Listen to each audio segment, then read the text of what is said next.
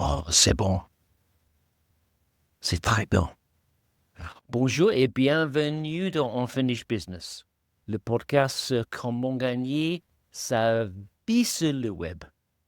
Avec moi, Andy Clark, et avec lui. Richard, as I used to be called at school in French lessons. Ah oui, oui, très bien, merci. Très bien, merci. Oui, très chaud en France aujourd'hui. 33. Well, that's hot. Yeah, it is hot. That's hot. That's about as much French as I can possibly muster. But the problem is with my French is that I speak like a dirty old man, like French accent. Yes. And I can't sort of get out of it. It's like when I try to speak Spanish, I just sound like Speedy Gonzales. So to the point where I've actually created a French alter ego, whose name is Albert Galoche.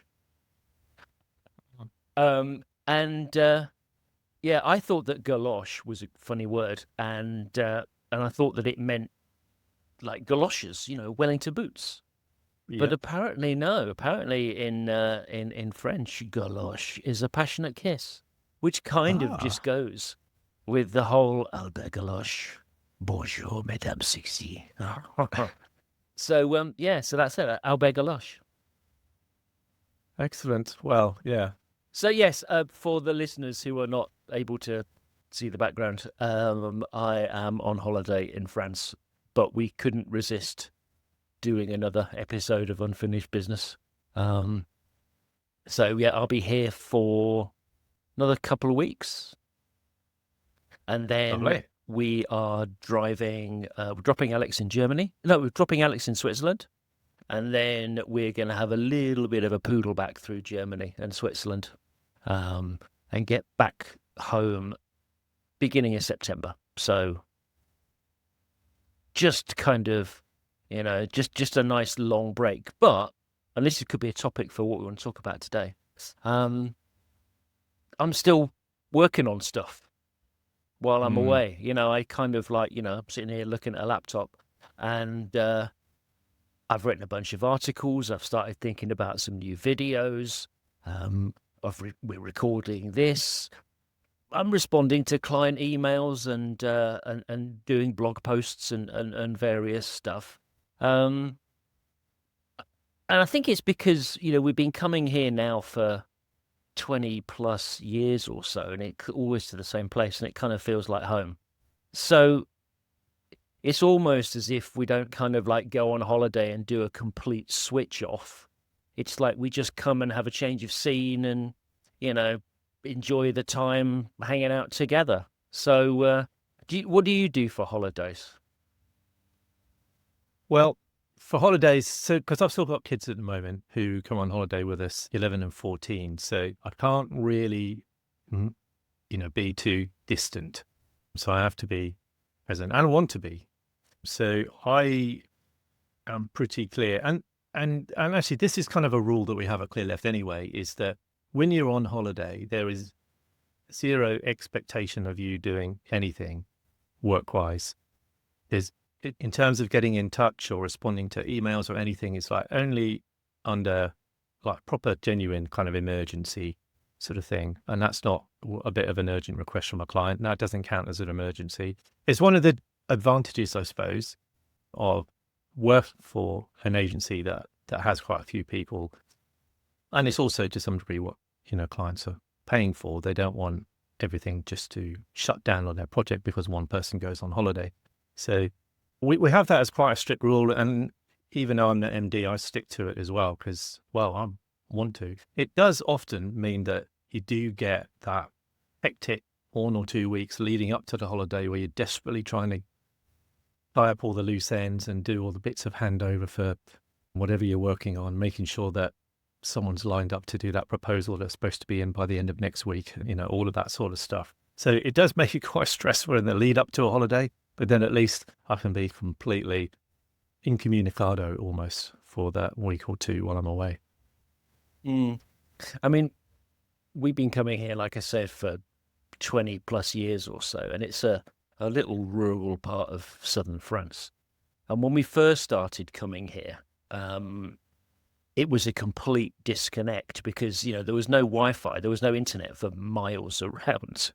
We had to drive to Narbonne, to a cyber cafe, to frantically download emails and RSS feeds and all of that stuff, reading material. And then over the years, the internet got closer and closer. So we'd start going to the McDonald's on the outskirts of Narbonne, because they had free Wi-Fi. And then there was Wi-Fi at the Café de la Poste in the next little town, which is like 5-minute drive away. And then finally it arrived here at Les Alibert. And then at the beginning, it was like a little dial-up thing in the main building. So you had to kind of go there. And then in recent years, they've put in a big, modern fiber system. So now, you can't walk around this place or it's everywhere. So it kind of has changed, and sometimes we do feel a little bit nostalgic for the times when we'd go on the internet twice a week. Yeah, well, I'm quite keen for that to sort of be the case when we're on holiday. I mean, because I've been doing web design one form or another as a full-time professional for 25 years. But before that, in the 90s, it was a hobby that I managed to turn into a job. And so there are still aspects. There's lots of stuff I still love about web design and would quite happily do in my spare time. So that kind of comes in a little bit when I'm away, but I don't take a laptop with me. So it's only stuff that I could do on my phone. So I might listen to some podcasts, for example. And then sometimes I'd be thinking more about, like, if I did spend quite a lot of one holiday before we had kids. So when Wendy was sunbathing around the pool, I was busy writing notes to make my typography book, and I thoroughly enjoyed that. I took a few books with me as references and was just putting together stuff. And that's kind of what I like nerding out to in my spare time anyway, if I'm not too exhausted from the working day and from kids.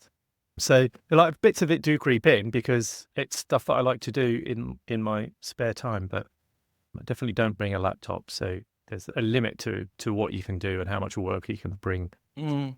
I wouldn't bring a client project. There's a couple of little things that I might be finishing off for somebody, but I wouldn't be sitting here working 8 hours a day on a client project. But I find that being in a different environment, even stupid things like there's no PowerPoint outside where I like to sit, so I've only got as much time as the laptop lasts before I have to come back indoors again and charge it up. And there's, you don't want to be doing that. But I do find that being in this sort of different environment means that I get ideas for things that probably I wouldn't get when I'm just, at home. And it's that kind of time to think a little bit. So yeah, that's definitely true. The mind wanders. I mean, it's why I quite like going to conferences. It's maybe 25% for the talks, 25% for meeting some people there. And then the other half is suddenly my mind is sparked. I'm always writing stuff down in a notepad, but it's not necessarily anything about what I'm listening to in the talk. It's just something that's triggered a thought. And as you say, it's similar to that, that whole thing that everyone says about, I'll get my best ideas in the shower in the morning because mind's been processing overnight. But if you've got a week or two away from those pressing things that you need to be thinking about and doing and deadlines and stuff, then all of that processing that might have been happening in the background starts to come forward. And so I do make sure I have a notebook with me to just capture thoughts, and they are sometimes work related or. Yeah, I mean, it's weird. We went out for dinner last night with the people that own this place. And it was a really nice evening. We get back here at about 10 o'clock or so and, chill out for a bit. Alex and Sue go to bed and I sit outside because it's cold. It's cooler outside at night than it is in the house. So I'm sort of sitting outside and I get this idea for a blog post and I think, do you know what? I'm just going to sit and write that. So, half an hour, 40 minutes later, I'm still sitting there with a cup of coffee or a Coke or something. And, and I've written this thing and I publish it. And I've done that like 4 times while we've been on holiday. And that doesn't sort of feel like work. I mean, I know that you think, well, it's promoting, or it's, growing your audience or extending your reach or whatever influencers say. But, I had an idea and I wanted to put it out there. Well, that's the thing. That's what I meant about so much of still doing what I started out as a hobby. There's aspects of it. And that includes writing blog posts. I enjoy writing, and I enjoy writing about the web. And so that always has served professional purposes to some degree, but it isn't the reason necessarily, not with most of what I write anyway. And so, yeah, I think that's, well, even if you're deliberately escaping work, is that for me, if you enjoy doing it, then it doesn't matter. Well, the other thing that I've been doing is I really, really want to get my hand back into printmaking. And I've been talking about this for a long, long, long time and never got my arse into gear. So this time I actually, brought my printmaking, my lino carving tools and, a bunch of lino and some designs that I'd been working on and things like that. So quite a lot of the time, we'll just be sitting outside. Alex is working on something, I'm sitting there carving away. And I really want to try to, I'm not a sitting on a sunbed kind of person. I've got to be doing, my brain has to be occupied in some way or another. And doing printmaking is brilliant. So I'm probably going to end up with about half a dozen carved pieces by the time I get home. And then I'm going to get home and buy a little press. Nice. Yeah, we did a lino printing sort of afternoon for people at Clear Left as a bit of a social. And everyone loved it. Even I enjoyed it. And normally it's like, oh, that's a bit close to art. I'm really scared about art. But it was great fun. We had a really good time doing it. Yeah, no, I've done it for donkeys. Well, I did it donkeys years ago. I haven't done it for donkeys years. But I did it donkeys years ago when I was at art school. It was my main kind of medium. And I always used to really love it. Sue used to joke about the fact that, she'd be walking around the flat getting little kind of sharp shavings of lino between her toes because it was everywhere. But I've been meaning to get back into doing it. And my problem was that I always kind of felt a little bit too precious about it. I'd be thinking, what are you going to make? What's the point of it? Who's going to look at it? Where are you going to put it? I'd be kind of not escaping that kind of like producing a commercial piece of artwork mentality. Right, yeah. And then I just sort of had this realization. It's like, no, just do it. Just do it for yourself. If you want to make a picture of, I'm looking here at one that I've done of Mainz Cathedral. It's like, I took a photo. I like the photo. I'm going to make it into a print. If nobody sees it, if it doesn't go up on the wall, fine. But I will have enjoyed doing it. And I'll kind of get better and better as I, do more and more of them. My level of ambition was much, much lower. It was simply, I don't want to do something which is just embarrassingly bad. Like, by bad, I mean, like, could have been bettered by a 3-year-old bad. That's the way where I pitch myself in terms of ability to do anything kind of artistic with my hands that doesn't involve a keyboard and a mouse. It's an interesting one because it is about, the picture. But so much of this is where I think I enjoy it. So much of it is about the process and, the tools that you use and the marks that you make and all that kind of thing. And I think that's why I enjoy it, as much as making a picture. It's, being kind of absorbed by a process. Yeah, and it is a lovely process doing those when you're scraping away kind of the background and so on to form that picture. And there's an amount of patience that needs to happen there, and you can see feel the kind of the picture that you've crafted evolving. So we went to thing. There was an exhibition, a surrealist art exhibition in Narbonne in the cathedral, And we went a week or so ago, and there's actually some Picasso lino cuts in this exhibition, which I've never seen in the flesh before. And there was something really beautifully kind of like free and flowing about them, which is the complete opposite of the sort of stuff that I've been doing, which is, precise kind of architecture stuff. And I've got this process where you print out the artwork on a piece of paper on a laser printer, and then you literally glue it face down to the piece of lino and wait a day.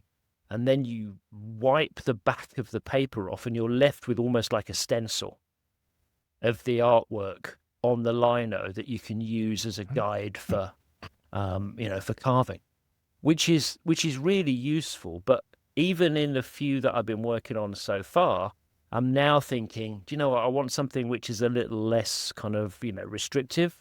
I want something where I can, kind of do things in a bit more of an expressive way. But I suppose it's all a process, isn't it? Yeah.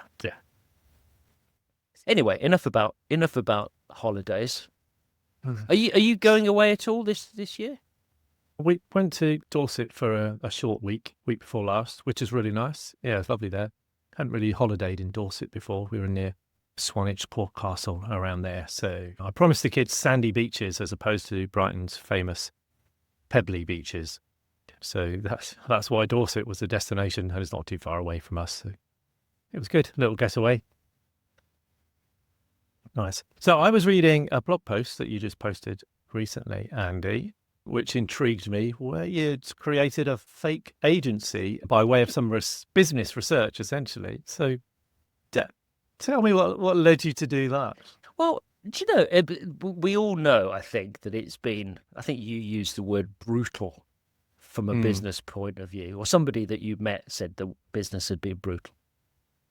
And, we used to get a mix of things. I used to get people that I knew or knew of me as Andy, the web designer, that would kind of get in touch and say, hey, we'd like you to design a busking festival in Switzerland, or, work on a cybersecurity product, or whatever it might be.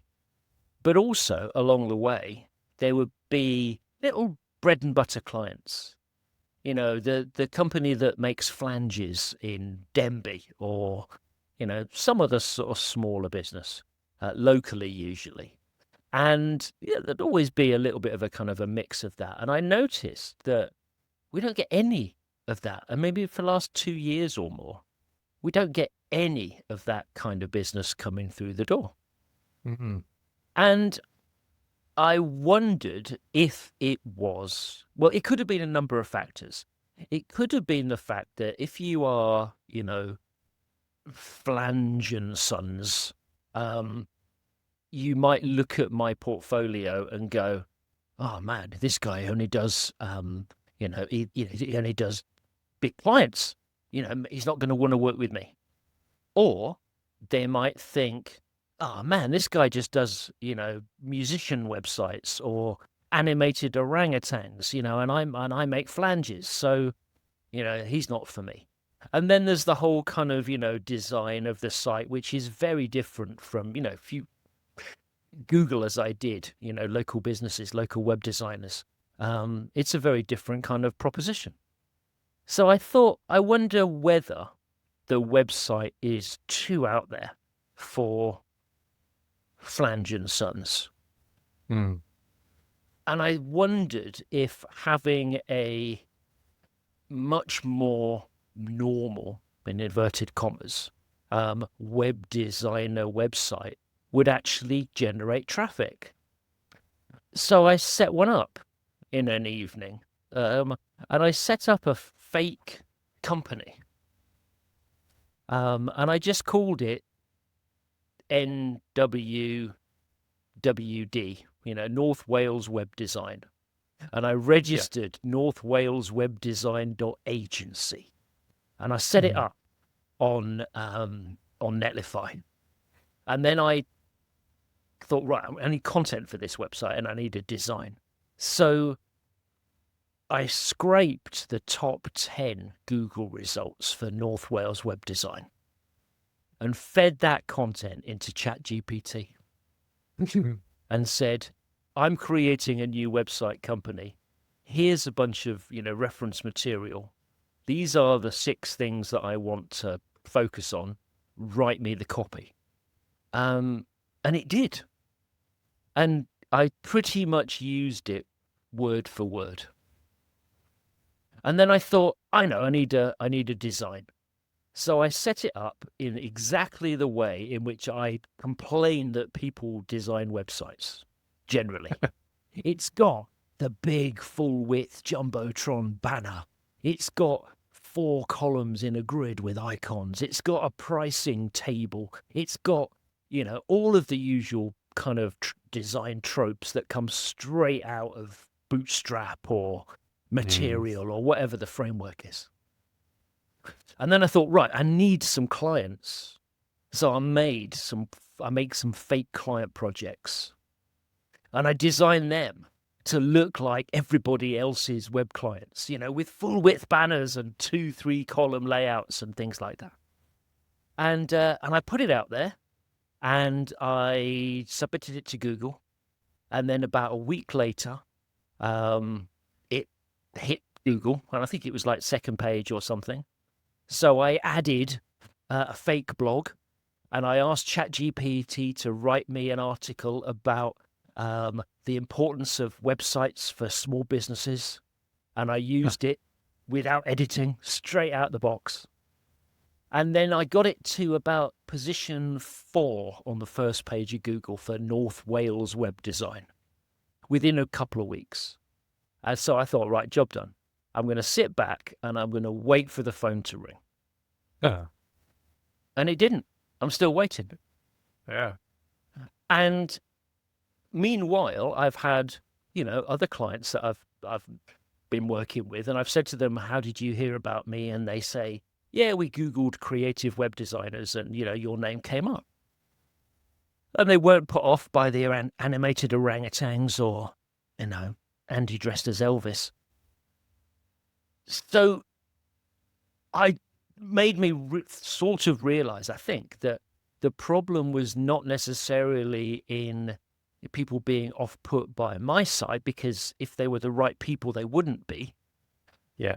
But also that maybe either that level of business, that level of client, Mr. Flange and Sons, is either not searching Google for North Wales web design anymore, or they're not getting websites. Maybe they're doing things themselves on DIY. Maybe they're doing a Squarespace or a Wix site. Maybe they're just doing everything on Facebook or on social media. So it was an experiment. And, it's an experiment that's not worth me renewing the domain name, for another year. But it was an interesting thing to do. And I wonder what my local kind of web community, web industry people would think about it. Because I was a little worried that I might be, sounding a bit kind of condescending or, cynical or whatever about their work and their content. But it was an interesting exercise. Yeah, interesting indeed. I mean, it got me thinking about where we get our inquiries from, and we certainly do get some through Google. But we did get one recently where they'd done something like type in UK web design agencies in ChatGPT, and ours, Clear Left, came up in the list of 10 that got sent back, which was fortunate. And it was purely on that basis that they got in touch, because like ChatGPT responded with us in its text, so they didn't hallucinate us in that instance. But so that was kind of interesting, and then you immediately think, well, how do we get into ChatGPT? And I think thinking back to that North Wales web design website that you just set up, and company, if you like, one assumes that it would then take, you'd have to be mentioned elsewhere. So I guess it's sort of to be a likely response to that sort of prompt. I guess it must Clear Left in that case must have come up in similar lists, or maybe not lists, maybe that's a bit too direct. But in that sort of conversation, if you like. So in some ways, it sort of harks back to Google's early days of PageRank, where pretty much the only way that you ranked was based on who linked to you and the quality of those sites, and that gave you your ranking. So quality aside, it's probably much more down to volume, isn't it, really, with GPT? But I guess you've got to come up in other people's pages one way or another. But it's just going to be volume, pure volume, nothing to do with quality. Because the volume would make you more statistically likely to come up in that text, because that's all those things are. They're just massive statistical models at the end of the day. Well, I've just done a chat GPT search asking it for the top 10 web designers in the UK. And it's focused entirely on agencies, and Clear Left isn't in that list. Sorry. Yeah, it was in someone's list. Yeah. But it did say at the beginning, looks like there's a temporary issue with my browsing tool, so I can't fetch real-time rankings at the moment. But I can still give you a solid list of some of the most respected and consistently top-rated website designers and agencies in the UK. Made by many, Superb, Studio Output, UXB in London, Pixel Fridge, Red Web in Bournemouth, never heard of any of these people, Brave New World, HOTA, Bureau for Visual Affairs, again in London, and Green Chameleon in Bristol, who's got clients like Adobe and Google. But no, never heard of those people. Have you checked that they all actually are real? Because I've asked for things like, give me a list of design magazines that I've had contact with for press releases, and some were literally, they were hallucinations. They were made up. They sounded plausible with a URL, and that they just completely made up. No, I haven't checked it because I've literally just done that search. Yeah. But anyway, that was what they said. So the Clear Left came up in response to whatever prompt they did, and they were proper serious client with some, proper budget and stuff. So yeah, interesting. Where do you get most of the work from? Is it still all reputation and referrals? Yeah, the vast majority is. Someone contacted us recently, and I couldn't quite work out exactly how, but we'd done some work with. They'd seen somewhere or heard somewhere that we'd done work with the Natural History Museum, and that was what triggered them to contact us. But I'm not quite sure what the context was, whether that was just Googling something like museum website design agency or something like that, but because we could feasibly come up in that. But so that wasn't a direct reputation, but it does mean you've got to keep putting your name out. And we have had, so there's an interesting client with one at the moment we're just about to start working with. We haven't had, I can't say who it is yet because they haven't said yes that we can do as yet, but it's a university client. And actually we lost a pitch to redesign their website in 2019. And the website which they have now was the one that was created in 2019, 2020, and it's now time to redesign it. And we have this time won the pitch, actually almost uncontested, to redesign it this time around. Okay. Basically, the only reason we were a bit pricey for them last time, but now they have the budget, in other words, the budget to do it properly. And so we won it. But one of the things that convinced them to come back to us was us putting our case studies out of other universities that we're doing, and actually putting some of those onto LinkedIn and things like that. And it was sort of a case of them, Clear Left were really good. We wanted to work with them, but we couldn't afford them last time. I see they're still doing university stuff. That's good. We'll get back in touch with them. So it was a kind of a combination of fairly standard marketing, plus also having made a great impression before, even though they weren't a client. But it was a useful reminder that even pictures that you've lost, you may have made a good impression. And so and go back to those people and see, especially if you see that if someone's done a ropey job on the website, then it's definitely time to go back and say that. Not that this particular client, that if they heard this podcast, they know who we were talking about. Their site is not ropey, but it's not serving their purposes now. So Yeah, no, or never burn your bridges with work that you lose, because at some point, you may cross paths with those people again. Yeah, yeah, yeah. That's definitely true. Yeah, so it was an interesting experiment. Now I've got to say that I would happily work for Flange and Sons. Um, I I actually do quite like sometimes working with smaller businesses. I like working with people that are really seriously invested in what they do. It really matters to them, rather than, that in the past I've done plenty of work for, local councils or, things like that. And you just know that the people aren't going to be in that job in 2 years. And actually they've just been given the website project as a tick box to achieve it. And those kind of things aren't satisfying at all. But sometimes, and I look at, Mr. Flange, and think, what stories can we tell about that business? And it's not often just about the flanges. If even I knew what a flange was, I keep using it as an example. I've got no flipping clue what a flange is. Yeah, at least you're not talking about aluminium flanges now, because they really wouldn't work properly. Oh, okay. So I have mentioned flanges before. I know it's Yes. an old person's thing. But then there are always stories to tell, and I think that sometimes those are just as interesting as, like a big business.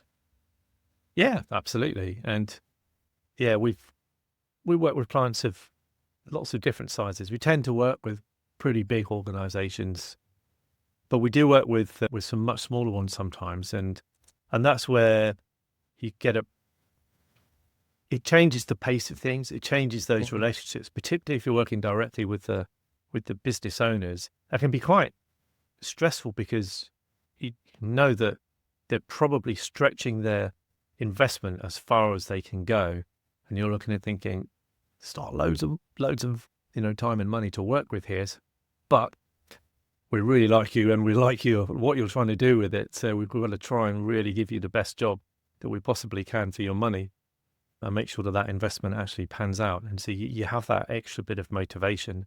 With the bigger clients, you still form those personal relationships, but they're different, and the problems are that you're trying to uncover and sort out at a different sort of scale, and they're different kinds of problems. So I think it's just that change of pace works nicely for us. Have you ever had it where you've been working with somebody at one company or one organization, and then all of a sudden they leave? They're either let go or, they move jobs, and then, they'll go to somewhere new and they'll get back in touch with you. Yes. Yeah, more than once, actually. In fact, two of our current clients fit that exact description. So someone we were working with at the Natural History Museum is now working for UAL, University of Arts London, and we are now working for her at University of Arts London. And similarly with UCL, they worked at one of the London councils. Actually, two jobs previous to that. The intermediary job, we tried to work with them, but it just didn't work out. But then we ended up working with them subsequently. So yeah, that does happen a lot. I mean, that's the nice thing in some ways about being around as a company for 20 years. There's enough time for that to happen, for people to move on, and then to realize that they're sort of taking you with them, or at least opening up that opportunity. And it becomes quite rewarding when you realize they've probably got promoted into a more senior role, and they still want you to come and be help them in their job effectively.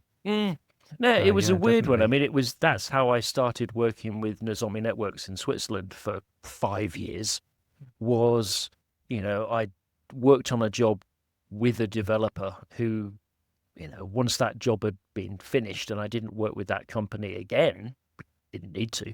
And then, a bunch of years later, I get an email out of the blue from this one guy to say, "Hey, I'm working on this cybersecurity product. Do you want to come and do some design stuff?" So I just think that you've got to, you can, I say you can never burn your bridges, but, sometimes there are people that just, it doesn't matter what you pay me, I'm not going to work with you again. But those Yeah. people are few and far between. Well, they really are. And but they do exist, and sometimes that's a person, and sometimes that's actually the organizational structure they found themselves in. But one of the tricky things that can happen, I think this might have happened to you at some point, is often when you have a client, particularly in a bigger company, there's someone there who they might be the project sponsor, or there's someone there who got you in the first place, either shortlisted or something like that. They're the ones who brought you in as a recommendation. And if they leave, particularly, it's tricky if they leave during a project in particular, because then the dynamics will change naturally within the client's project team anyway. And maybe suddenly you're not quite as favorable for some reason. But also if they leave after you finish the project and then they're gone from that company, it's harder to perhaps sometimes to stay with that client. Yes, the person who left, they might join another company and you end up getting some work there. But there is always this, or very often the champion there in the client who's a champion for you. And if they go, that can cause some trickiness. You have to work quite hard to make sure that doesn't cause a vacuum. Well, it's interesting. One of my publishers for articles, the guy that I've been working with a lot over the last sort of 6 to 7 months, he's gone. And he was my relationship with that particular organization. He was my champion. He was the guy that came to me and said, hey, do you want to, actually, I've seen your YouTube videos. Do you want to do some stuff for us? And, I will have to work quite hard, I think. Because quite often, sometimes, you are Brian's guy and somebody new comes in and they're not going to want to use Brian's guy. They're going to want to use their own guy. Yeah, definitely. Yeah, and that can be the difficulty. So as long as you're still Brian's guy when at the company that Brian moves to, then you're okay. But it makes that initial, it can introduce problems and difficulty, extending any contracts and stuff like that, because someone wants to bring their own people in. But I'm actually, he's not called Brian. But I don't know whether his news is out there yet, so I shall refer to him as Brian. But I'm actually thinking, hey, maybe there's an opportunity. Maybe there's something that Brian and I can do independently. With my knowledge of what I do and his knowledge of publishing and other things. Maybe we can work something out. So there will be conversations with Brian, I think, over the next month or two. That's good news. If you're listening, Brian, you know who I'm talking about. So what else has been happening? I mean, we've obviously done a couple of interviews so far. We've got a new interview coming up, I think, next week. We do, accessibility related one, which I'm very excited about. And there's a bunch of other people that I think we're going to really enjoy talking to over the next few weeks or so. But first, I've got to have my holiday. Yes. Yep. Yeah. Family people were wondering where you are. Well, they know exactly where I am. In fact, they can probably they can see through the window. They can probably hear me through this wall. Yeah. So, should we wrap it up? Let's do that. Yeah. Well, thanks for taking the time to listen to us today, and I will go off and enjoy my my sunny holiday in France, and Rich, you can enjoy your what looks like a sunny day in Brighton. It's bright. It's not particularly sunny, but it's bright, and I'm looking forward to the weekend. So yeah, we'll catch up soon. All right, see you next time. See ya.